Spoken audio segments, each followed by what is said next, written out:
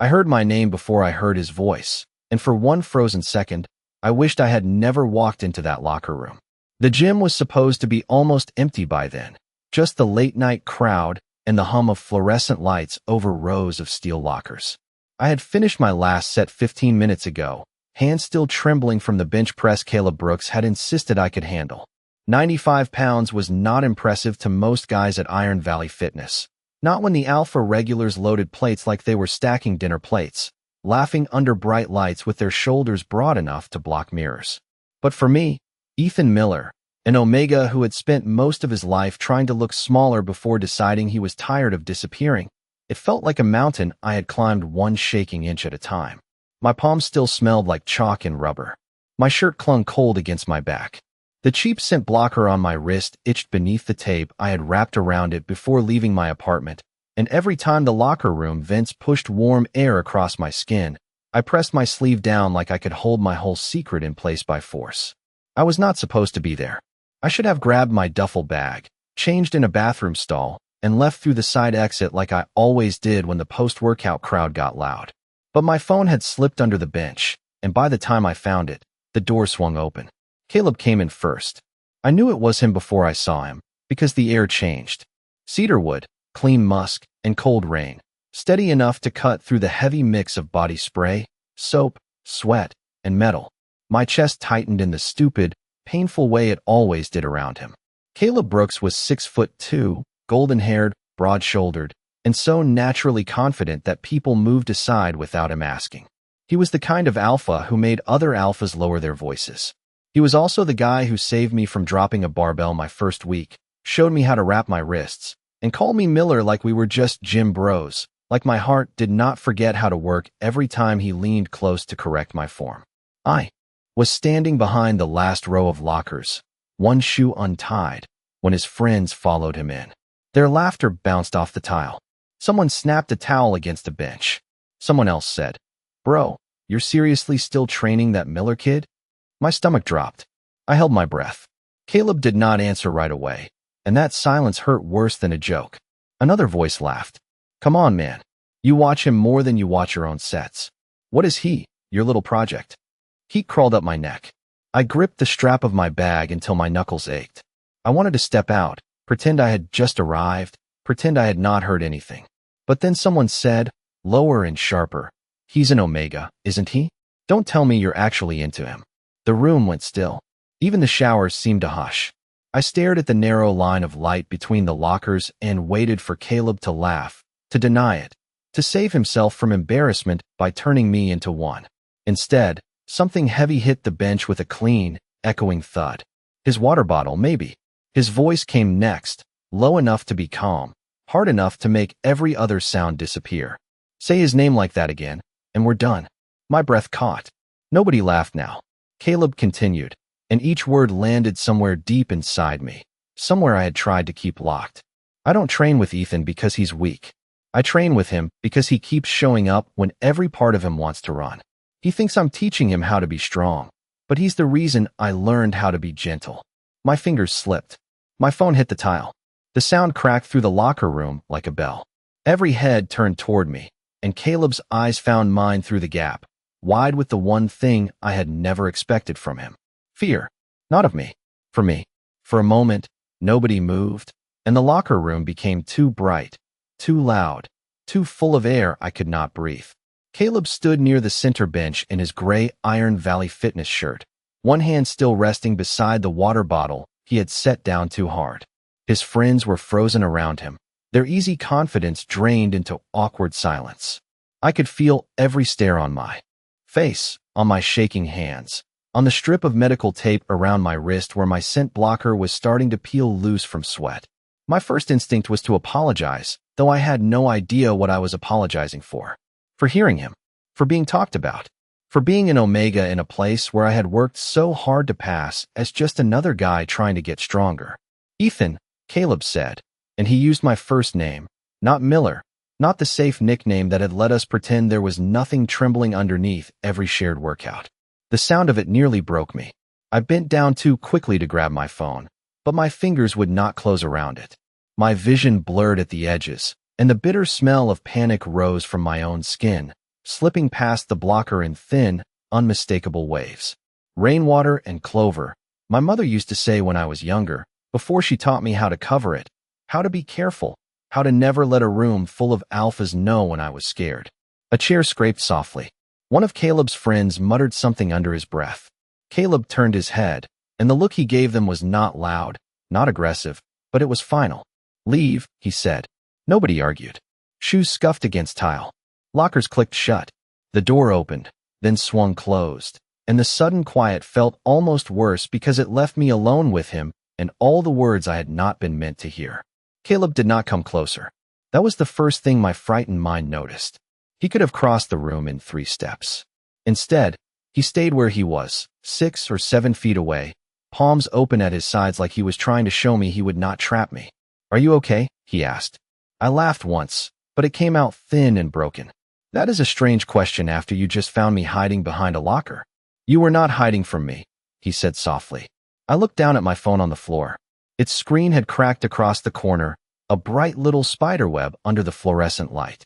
For some reason, that tiny damage made everything feel real. 3 months of pretending came crashing over me. The first night I met Caleb, I had almost turned around at the front desk. Iron Valley was full of men who looked like they had belonged there since birth.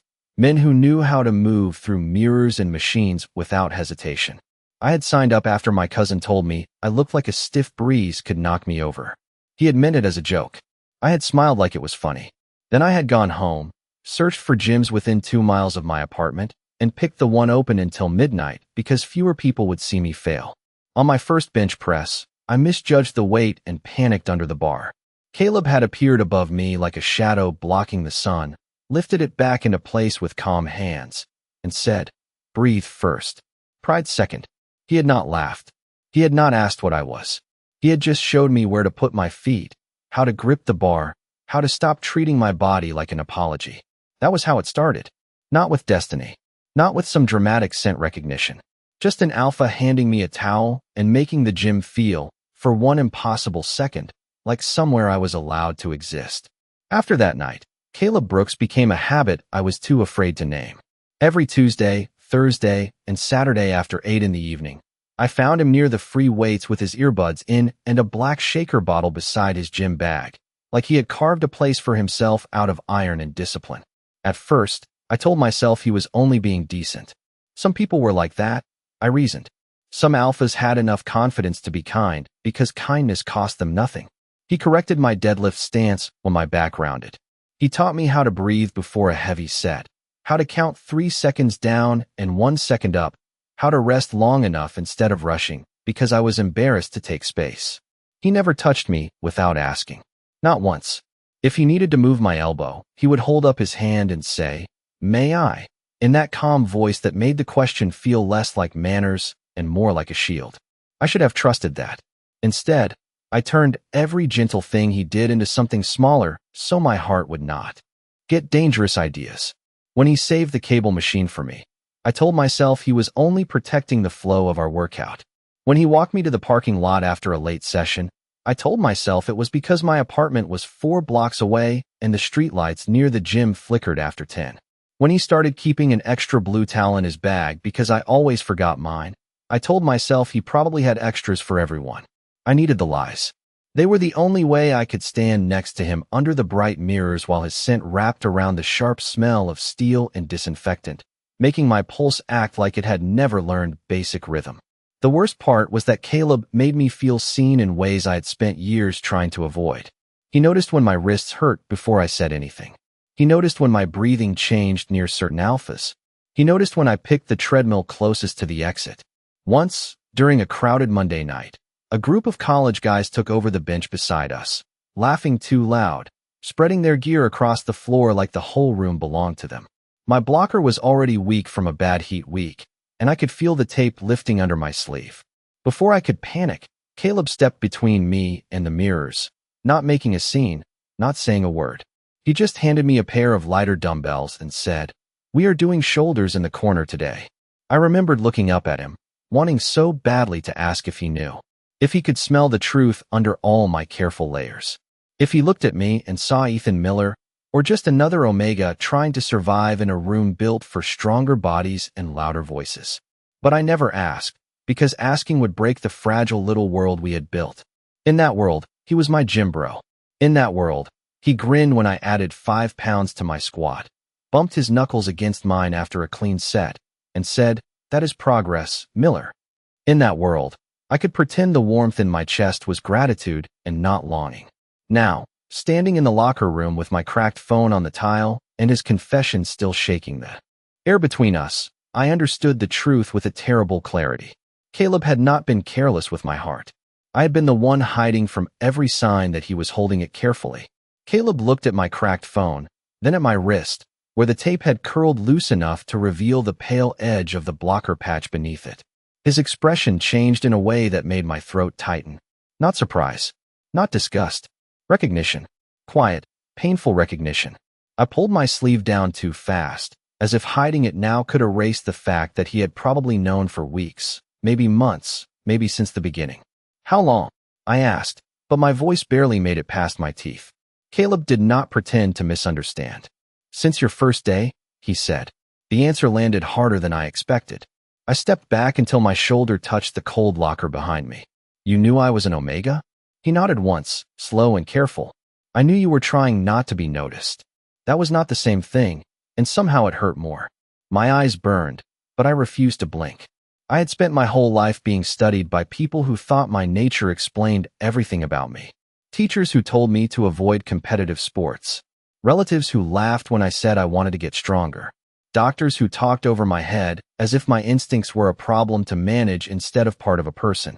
I thought Iron Valley Fitness would be different because nobody knew. I thought Caleb was different because he did not know. So what was I? I whispered. Some secret you decided to protect? His jaw tightened, but he stayed still, hands open, shoulders lowered, every inch of him fighting the alpha instinct to step forward and fix what could not be fixed by strength. "No," he said. "You were a person who did not owe me an explanation." The room felt too small around those words.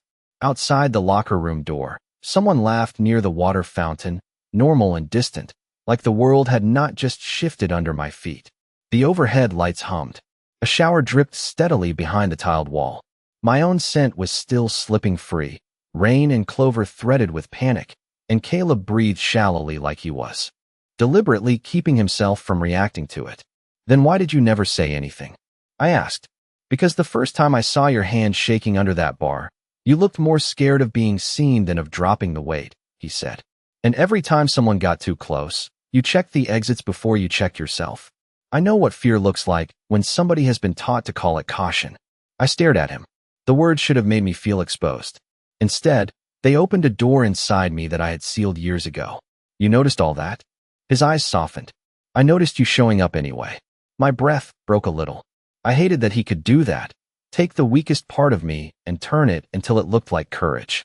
"You should have told me," I said, though I no longer knew whether I meant his feelings, his knowledge, or the fact that he had been protecting my silence while I mistook it for distance. "You are right," Caleb said. "I should have. Not in there. Not with them. Not because someone pushed me. I should have told you when it was just us, when you had room to say no, or walk away, or tell me I had read everything wrong." The word "no" hung between us, strangely gentle. He was giving it to me like a key, not a threat. My fingers loosened around my duffel strap. For the first time since my phone hit the floor, I managed to breathe without fighting for it. Caleb glanced toward the side hallway, where a red exit sign glowed over the door leading to the back stairwell. "This room is too much," he said quietly. "Too many sounds. Too many smells. Too many things you did not choose. We can go somewhere open, or I can leave and let you go home. Your call, Ethan." My call. The words shook me more than any confession. I looked at the door, then back at the alpha who had known my secret and somehow made it feel less like a cage. "The roof," I said, my voice unsteady but mine. "There is a roof access by the stairwell." Caleb picked up my cracked phone from the tile and held it out without stepping closer. I took it from his hand, our fingers not touching, and still. My heart answered like they had. The stairwell smelled like dust, old paint, and the sharp winter air leaking through the roof door. Every step upward sounded too loud beneath my sneakers, but the noise was easier to handle than the locker room had been. There were no mirrors up here, no rows of metal doors, no voices bouncing off tile, no alpha laughter waiting to decide what I was worth. Caleb followed 2 steps behind me, not close enough to crowd me, not far enough to make me feel abandoned. That careful distance said more than any apology could have. By the time I pushed open the roof access door, the cool night hit my face like clean water. Iron Valley Fitness sat at the edge of a strip mall outside downtown Columbus, squeezed between a 24-hour grocery store and a laundromat with a flickering blue sign. From the roof, the parking lot looked softer, almost harmless, puddles catching the glow of streetlights, cars lined up like sleeping animals, the city skyline low and silver in the distance. I walked to the waist-high concrete wall and stopped there, gripping the rough edge with both hands. My body was still trembling, but the open air gave the fear somewhere to go. Caleb came out behind me and let the door close gently instead of letting it slam. For a while, neither of us spoke. The wind tugged at my damp hair. My shirt was still cold against my skin, and now that the panic was fading, embarrassment rushed in to take its place. I had heard him defend me. I had heard him say I made him gentle. I had also heard the silence before he said it, and that silence had already carved a place in me. "I am sorry," I said finally, staring at the parking lot instead of him. "For listening?" Caleb asked. His voice was soft. "For existing in the wrong place at the wrong time," I said, and immediately hated how honest it sounded. He was quiet for a moment. Then he moved, not toward me, but to the wall several feet away, standing beside me with enough space between us for the wind to pass through. "You did not do anything wrong," he said. "They did. I did, too, by letting the conversation get that far before I stopped it." I swallowed. "You stopped it." "Late," he answered. That single word carried more regret than a long speech. I looked at him then. Under the rooftop lights, Caleb seemed less untouchable than he did downstairs. His golden hair was still messy from training, his gym shirt darkened at the collar, his hands resting open on the concrete, like he was keeping them where I could see them. He was still an alpha, still broad and steady and impossible to ignore, but up here, he looked human enough to hurt. "Why me?" I asked. "Out of everyone in that place, why would you say those things about me?" Caleb breathed out through his nose, watching the city instead of forcing me to hold his gaze. "Because you think strength has to look like noise," he said. "You think it has to look like loaded bars and big shoulders, and people who never flinch. But I have watched you walk into that gym on days when your hands were shaking. I have watched you show up after bad weeks, after rude comments, after your blocker failed, and you still came back the next session like fear had no right to own the building. That is strength, Ethan. It is not loud, but it is real."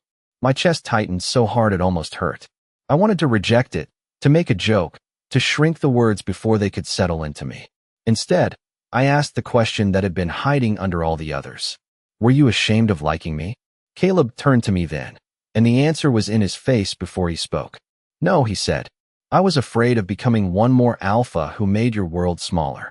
The words stayed between us, quiet and heavy, while the wind moved over the rooftop and carried the last traces of my panic into the cold Ohio night. I should have felt relieved. Caleb had answered the question I had been most afraid to ask, and he had answered it without hesitation. He was not ashamed of me. He was afraid of hurting me. Somehow, that made my chest ache even more, because it meant he had been fighting himself in silence while I was busy teaching myself not to hope. "You think you could make my world smaller?" I asked, my voice rough. Caleb looked down at his hands on the concrete wall. They were big hands, steady hands, the kind that could lift more than 200 pounds from the floor without shaking, but his fingers flexed like he did not know what to do with them now. "I know I could," he said. "Not because I want to. Because people like me are taught that wanting something is the same as earning it. We are taught to step forward, to claim space, to lead with our scent, our voice, our presence. And people like you are taught to make room before anyone even asks." I looked away because the truth of that felt too sharp. All my life, I had made room. On sidewalks, in classrooms, in crowded elevators, in conversations where alphas spoke over me without noticing. Even at Iron Valley, I had made myself fit into corners, side benches, late hours, places where nobody would need to decide whether I belonged. Caleb had seen it. Worse, Caleb had hated it. "That is why I kept calling you Miller," he continued. "It was safer.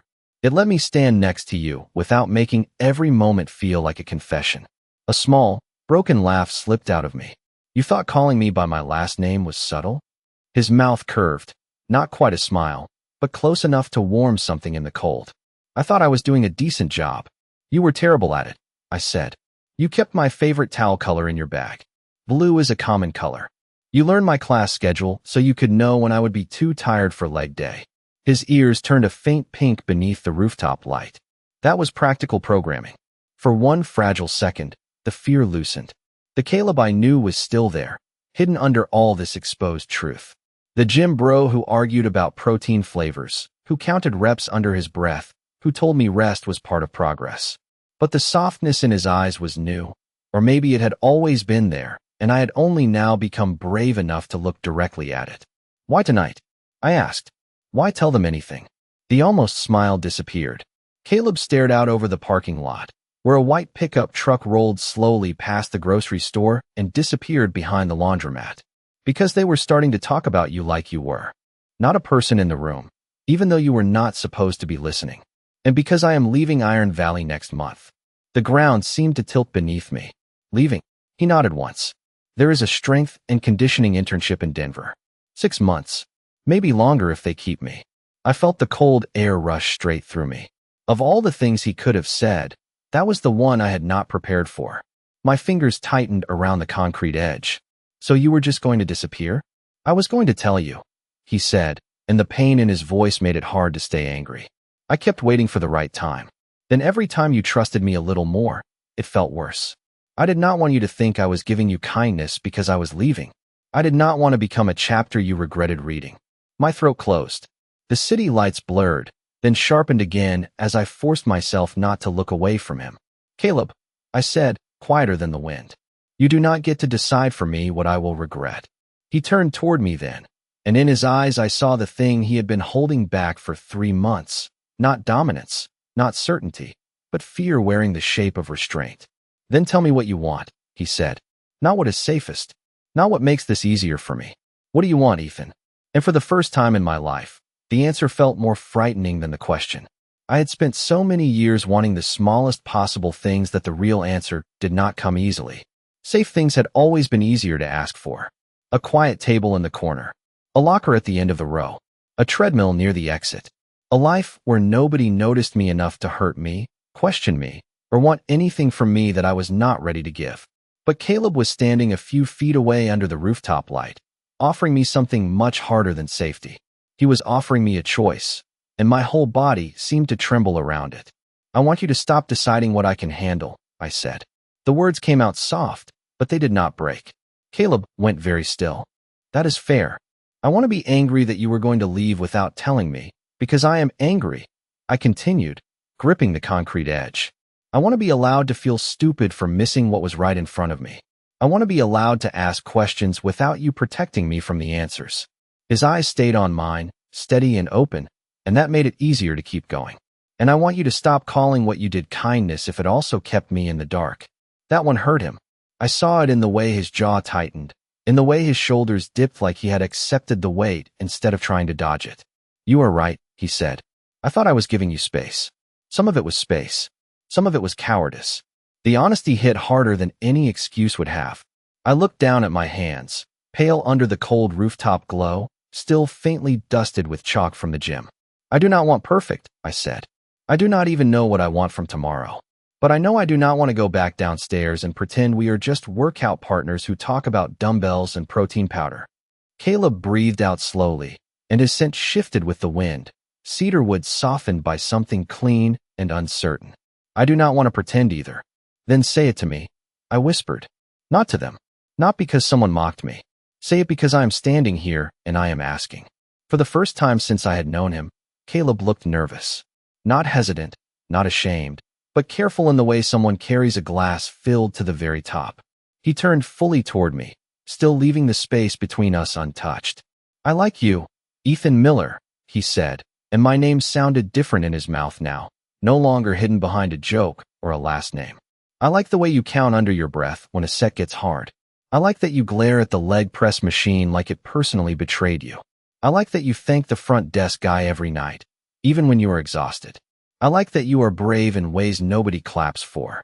My throat tightened until breathing felt impossible. Caleb continued, quieter.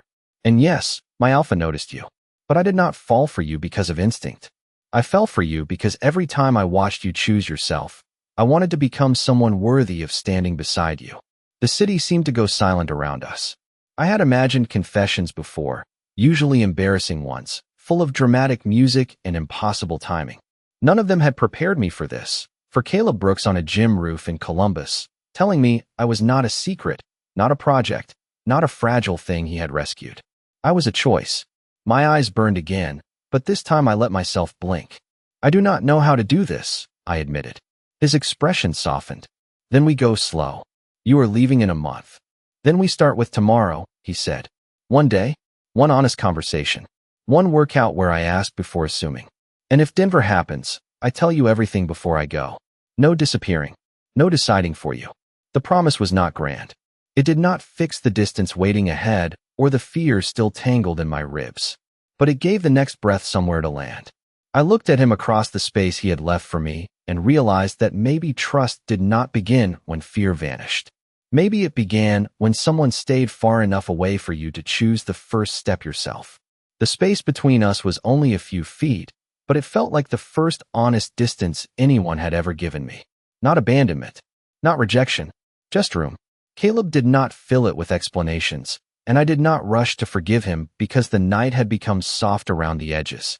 I stood there with the wind pulling at my damp shirt, my cracked phone heavy in my pocket, and let myself feel everything at once.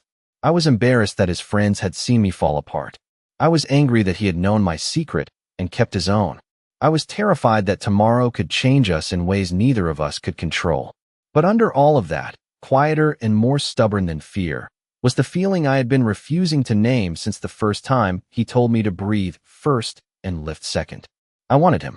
Not in a dangerous way, not in a way that erased my choices, but in the simple, impossible way someone wants a light left on when they have spent years walking home in the dark.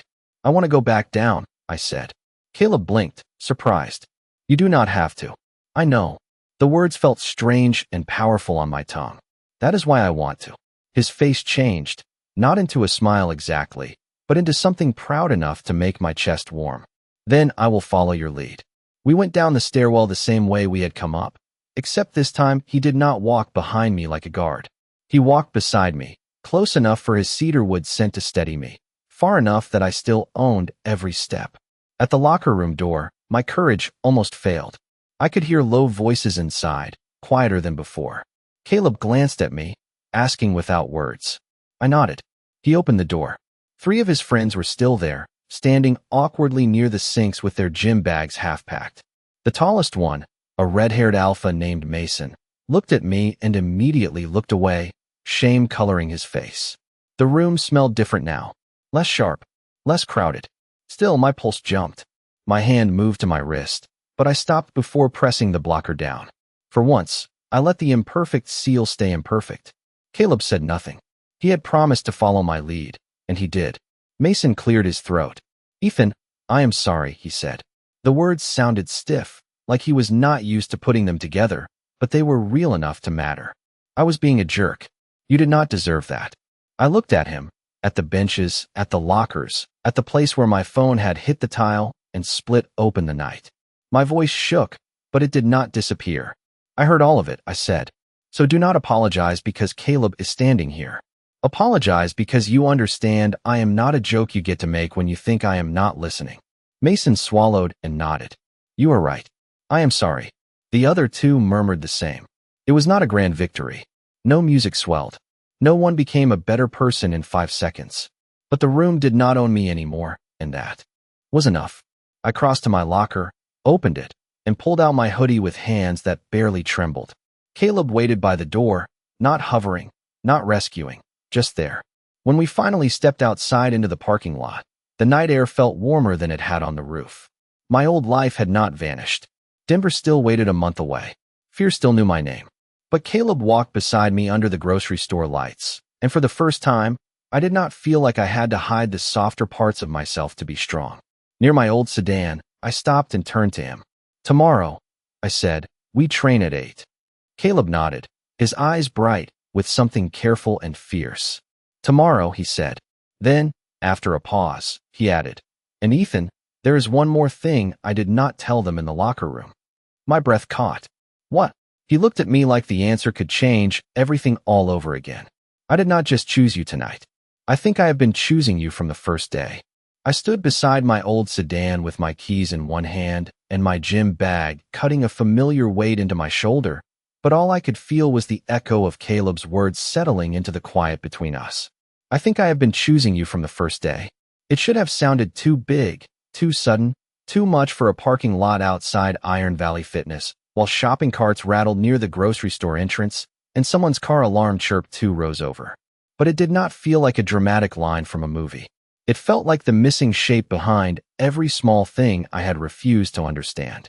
The blue towel, the corner workouts, the way he always stood on the crowded side of the room so I could stand near the exit, the way he said my last name like a joke, when maybe it had been the only way he knew how to keep his heart from speaking too soon. I looked down at the cracked corner of my phone, then at the tape peeling from my wrist. For once, I did not rush to press it back into place. That scares me, I admitted. Caleb nodded as if fear was not a failure, as if it was just another truth allowed to stand with us. It scares me too. A laugh slipped out of me, quiet and shaky. That is not very reassuring for an alpha who can bench press a small refrigerator. His mouth softened into the first real smile of the night. For the record, most small refrigerators are under 150 pounds. That is the part you focused on. I am trying not to say the wrong thing. The honesty of that did something gentle to me. I had spent so long expecting alphas to be certain, to walk into every room already convinced the world would make space for them. Caleb was standing in front of me, strong enough to be careless, choosing instead to be careful. I turned my keys over in my palm. Tomorrow at 8, I said again, because I needed the future to be small enough to hold. No big speeches. No weird treatment. No acting like I might break if I pick up a dumbbell. Tomorrow at 8, Caleb repeated. Same program. Same program, I said. Then, after a breath, I added, but maybe after, we get coffee. Somewhere that is not the vending machine by the water fountain. His eyes brightened, and the sight of it made my chest ache in a way I did not want to run from. Coffee sounds good. He did not ask if it was a date. He did not need to force a name onto it before I was ready. That was why I found the courage to take one step closer, still leaving air between us, but choosing the distance myself. His scent met me softly in the cold, cedarwood and rain. No pressure, no claim, just presence. I am still mad, I warned. You should be. And I still have questions. I will answer them. And Denver is still real. Caleb's smile faded, but he did not look away. It is real. But so are you. I breathed in, and for the first time all night, the air did not feel stolen. It felt like mine. Then we start with tomorrow. He nodded. I opened my car door, tossed my bag onto the passenger seat, and paused before getting in. Across the roof of the car, Caleb watched me like he was memorizing the moment without trying to own it. I thought about the version of myself, who had walked into the locker room believing he was just an omega hiding behind a row of metal doors. That version of me had been terrified of being heard, seen, chosen. Now I was still terrified, but I was also standing under a parking lot light with my blocker loose, my heart exposed, and my voice steady enough to decide what came next. Good night, Caleb, I said. His answer was quiet, warm, and careful enough to follow me all the way home. Good night, Ethan. And when I drove away, I realized the thing that changed everything was not only what he had said about me. It was what his words gave back to me. The right to believe I was worth choosing, even before I became fearless.